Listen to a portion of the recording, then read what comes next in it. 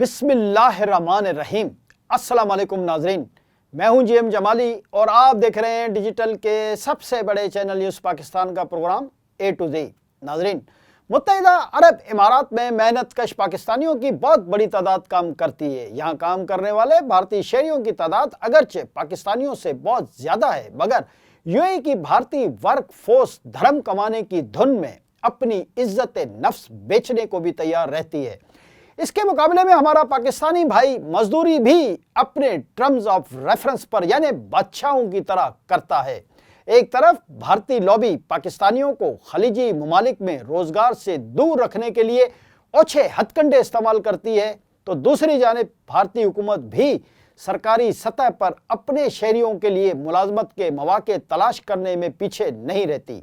تازہ ترین خبر کے مطابق سن 2023 کی پہلی ششماہی میں 3,395 نئی پاکستانی کمپنیز دبئی میں رجسٹر ہوئی ہیں۔ یہ تعداد اسی عرصے کے دوران گزشتہ سال رجسٹر ہونے والی پاکستانی کمپنیز کے مقابلے میں ماشاءاللہ 59% زیادہ ہے۔ دبئی چیمبر آف کامرس کے سرکاری اعداد و شمار کے مطابق دبئی میں اب رجسٹرڈ پاکستانی کمپنیز کی کل تعداد 40,315 ہو گئی ہے۔ 2023 کے دوران دبئی میں رجسٹرڈ ہونے والی نئی کمپنیوں کی تعداد کے حوالے سے پاکستانی سرمایہ کار تیسرے نمبر پر آئے، جبکہ ہندوستانی سرمایہ کار اس حوالے سے سر فہرست رہے۔ یہاں یہ بات قابل غور ہے کہ Dubai bureau of immigration and overseas employment کے اعداد و شمار کے مطابق اپریل 2022 سے اب تک تقریباً 2,29,000 پاکستانی متحدہ عرب امارات میں ہجرت کر چکے ہیں۔ اس کی بنیادی وجہ ہمارے پیارے ملک پاکستان کا غیر مستحکم سیاسی اور معاشی منظرنامہ ہے۔ جی ناظرین، جہاں تک دبئی میں ہندوستانی کمپنیوں کا تعلق ہے تو یہ 6,717 کی تعداد میں اس سال کی پہلی ششماہی کے دوران دبئی چیمبر آف کامرس میں رجسٹرڈ ہوئیں۔ 2022 میں یہ تعداد 4,845 تھی، جس میں اس سال 29% اضافہ ہوا ہے۔ دلچسپ بات یہ ہے کہ دبئی کی نئی رجسٹرڈ 30,146 کمپنیوں میں ہندوستانی کمپنیاں 22.3% ہیں۔ دوسرے نمبر پر ہندوستان کے بعد دبئی چیمبر آف کامرس میں دبئی کے اپنے سرمایہ کاروں کی 4,445 کمپنیاں رجسٹر ہوئیں۔ اس پیش رفت کے بارے میں بات کرتے ہوئے دبئی چیمبر کے صدر اور سی ای او محمد علی راشد لوتھا نے کہا ہے کہ مختلف ممالک کی کمپنیاں دبئی کے کاروباری کلچر کو فروغ دینے کا باعث بنتی ہیں۔